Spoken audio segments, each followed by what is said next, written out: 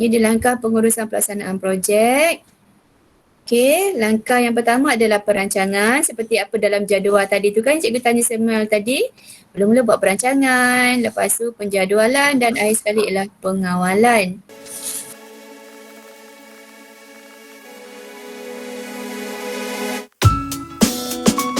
Okay, kita tengok perancangan projek. Okey. Perancangan adalah peringkat yang paling utama. Ia menjadi penentu objektif sesuatu projek. Okey. Perancangan yang baik dapat memastikan objektif tercapai, mengelakkan pembaziran sumber dan mencegah gangguan. Nampak semua nak menjimatkan, nak mengelakkan pembaziran. Jadi sebab tu mana-mana bahagian pun lah sebenarnya tak kira perancangan ke, penjadualan ke, pengawalan ke, memang semua nak memastikan tiada pembaziran. Okey, tiada gangguan. Kalau ada gangguan pembaziran ni memang macam contoh macam tak ada air. Kalau kita tak ada kalau syarikat, kalau macam kantin adalah sebuah syarikat. Bila ada gangguan contohnya seperti tak ada air pun dah mengganggu projek, dah mengganggu pengurusan dia, telah mengganggu pelaksanaan dia sebagai sebuah kantin yang menyediakan perkhidmatan ataupun yang menyediakan bahan-bahan untuk kita. Jadi mana-mana pihak pun gangguan tu kita kalau boleh nak elakkan. Termasuklah nak menjimatkan sumber. Okey, seterusnya. Okey, masih lagi perancangan projek. Jadi tugas pengurus projek adalah pelanggan projek harus dikenal pasti. Tempoh untuk menyiapkan projek juga perlu ditetapkan. Kos yang terlibat juga perlu diambil kira dan kuantiti dan kualiti yang dikehendaki. Ini semua tugas pengurus projek lah. Dia bersama-sama dengan stafnya ataupun ahli-ahli di bawahnya kena rancang, kena bermesyuarat, kena sepakat bagaimana kita nak dapatkan pelanggan, bagaimana nak dapatkan tempoh projek yang baik, kos pula bagaimana nak dijimatkan dan dapatkan kuantiti dan kualiti yang dikehendaki. Dia kena berbincang pengurus projek. Seterusnya tugas pengurus projek sebagai penentuan sub utama. Sumber kewangan. Jadi pengurus projek ni kena tahu sumber kewangan syarikat pada tahap apa. Bagaimana nak dapatkan sumber kewangan. Lepas tu keperluan tenaga kerja atau pakar. Perlu ke jika nak melakukan suatu pekerjaan, perlu ke mendapatkan tenaga pakar daripada luar ataupun hanya gunakan saja staf yang sedia ada. Kalau nak gunakan staf sedia ada, kenalah sediakan training. Staf ni kena di training diberi tunjuk ajar, diberikan latihan. Kalau tidak, mereka tak tahu pun bagaimana nak mengendalikan mesin contohnya, bagaimana nak mengendalikan sesuatu bahagian ke, mereka tak tahu. Jadi kena sediakan khusus. Kalau ambil pakar ni mereka memang dah tahu apa nak buat. Mereka tapi cuma bayar pakar ni agak mahal lah. Jadi sanggup ke syarikat nak ambil tenaga pakar daripada luar, ataupun kalau tidak syarikat kena bersedialah untuk memberikan latihan kepada para pekerjanya, kepada stafnya. Okey, seterusnya pengurus projek juga bertanggungjawab sebagai untuk menyediakan dokumen perjanjian. Kemudian syarat serta keselamatan, bersedia untuk menghadapi sebarang risiko, dan juga bahagian pengeluaran dan pemasaran ni pun pengurus projek kena tahu, kena ambil tahu. Jadi banyaklah tugas pengurus projek. Sebab tu siapa jadi pengurus ni pun gajinya agak besar. Kalau macam ayah awak contohnya kan, abang awak dah jadi pengurus, maksudnya tanggungjawab dia tu sangat besar lah. Sebagaimana besar tanggungjawab dia, besarlah juga gaji dia, seiring dengan tugas yang diberikan. Jadi kalau awak rasa ini nanti awak antara mereka yang jadi pengurus nanti di syarikat ataupun mungkin awak sendiri bukan setakat menjadi pengurus, awak adalah sebenarnya owner ataupun pemilik syarikat tersebut. Sebab biasanya kalau syarikat kecil ni bukan setakat dia pemilik syarikat, tapi dia dah juga pengurus syarikat. Dia terpaksa buat 2-3 kerja dalam syarikat tersebut sebab syarikat awak baru ditubuhkan, mungkin belum banyak lagi projek yang masuk, jadi awak kendalikan semua. Nanti kalau projek awak dah banyak, awak dah tak mampu nak uruskan sendiri, maka masa itulah awak kena cari pengurus. Awak hanya pemilik syarikat ni, awak hanya pantau daripada atas lah, tengok bagaimana perkembangan keseluruhan syarikat. Apa-apa hal pun awak kena rujuk pengurus awak.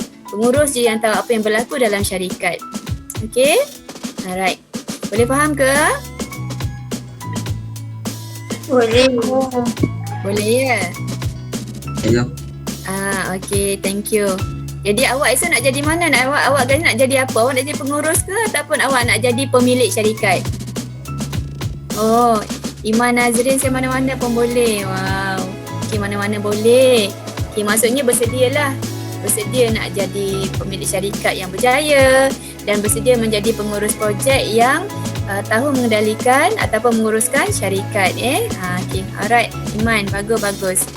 Okay, Syifa, bagus Kita kalau ada peluang, kalau awak pun ada modal, awak sendiri boleh buka perniagaan esok. Sebab sebenarnya di masa depan kita tak tahu apa yang akan berlaku. Macam awak baru tingkatan 1, awak mungkin tak terfikir, tapi mereka yang di universiti, yang sedang belajar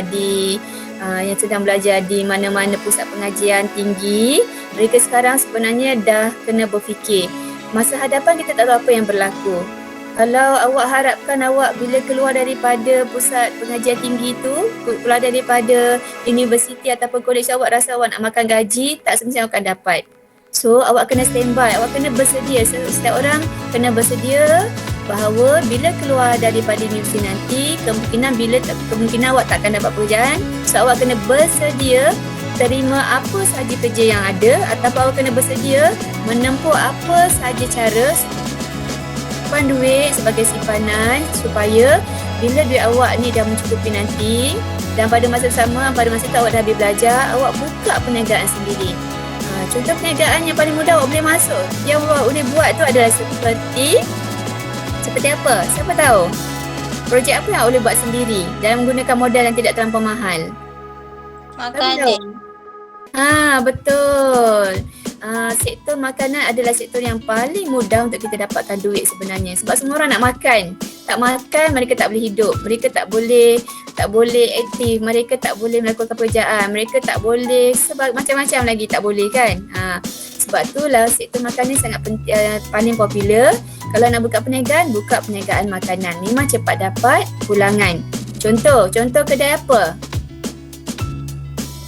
Kalau sektor makanan, kedai apa yang awak rasa awak nak buka? Jual apa? McDonald. Okay. McDonald tu dia franchise ya. McDonald tu franchise maksud cikgu. Kalau awak nak mohon buka McDonald, dia sebenarnya ada banyak syarat. Sebab awak tak boleh buka terus kedai McDonald tu terus letak nama McDonald. Tak boleh. Sebenarnya awak kena mohon dengan syarikat McDonald yang awak ni berminat nak buka cawangan McDonald. Contoh dekat Taman Seri Muda tak ada McDonald kan. So nak buka cawangan McDonald ni di Taman Seri Muda.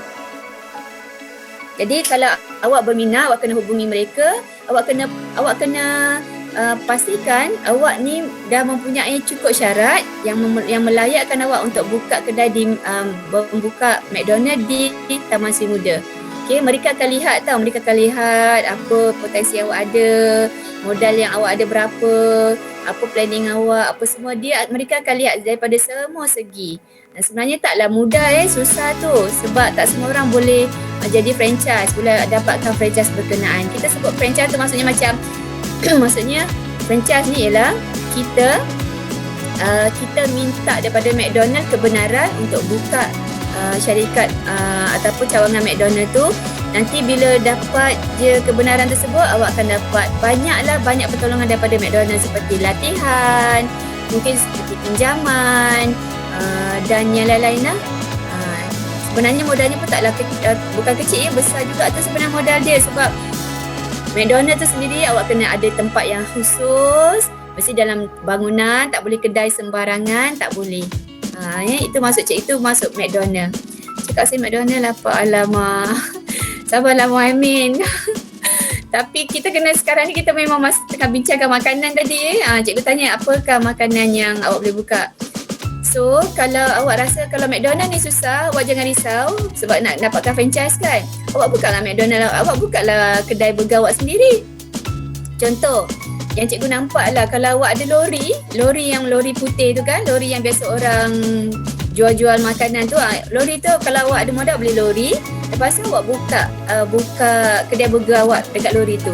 Boleh? Kenapa lori? Kenapa bukan kedai? Sebab lori ni dia boleh bergerak ke mana-mana tempat. Tu maksud cikgu. Kalau kedai ni di satu tempat saja. Kalau buka kedai katakan awak buka kedai di Simuda tu, di situlah kedai awak burger awak. Orang ramai ke tak ramai, awak kena duduk juga kat situ. Awak kena urus juga perniagaan awak. Tapi kalau lori ni dia boleh gerak. Dia boleh survey tempat lain. Mana lagi yang ramai orang? Mana lagi? Itu maksud cikgu lah. Itu yang cikgu suka, lori tu. Okey, tapi betul kalau awak nak buka perniagaan makanan tadi memang betul.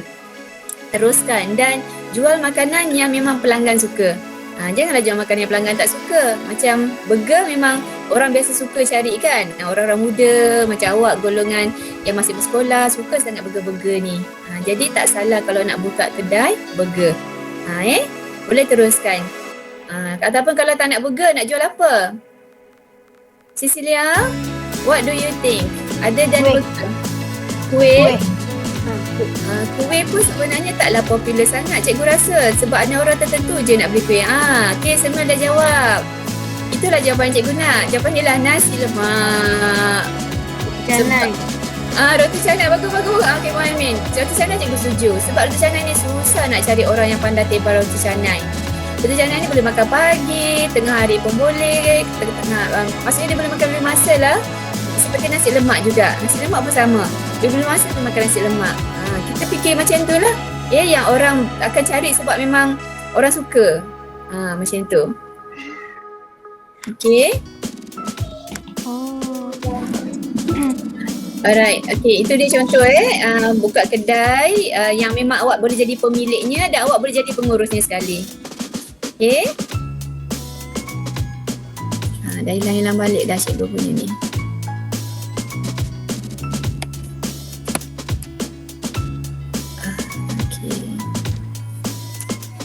Cikgu punya skrin masih hilang-hilang. Okay, seterusnya kita pergi kepada tugas pengurus projek. Okay, kalau tadi adalah sebagai penentu utama iaitu sumber kewangan dia kena uruskan. Yang ini dia sebagai pengelola aktiviti. Iaitu maksudnya dia menyediakan pengurus kena sediakan brief ataupun sediakan reka bentuk projek, menyediakan bahan, menyediakan konsep reka bentuk dan aliran wang tunai. Tengok ni, masih lagi berkenaan tentang duit Pengurus kena tahu semua sekali lah.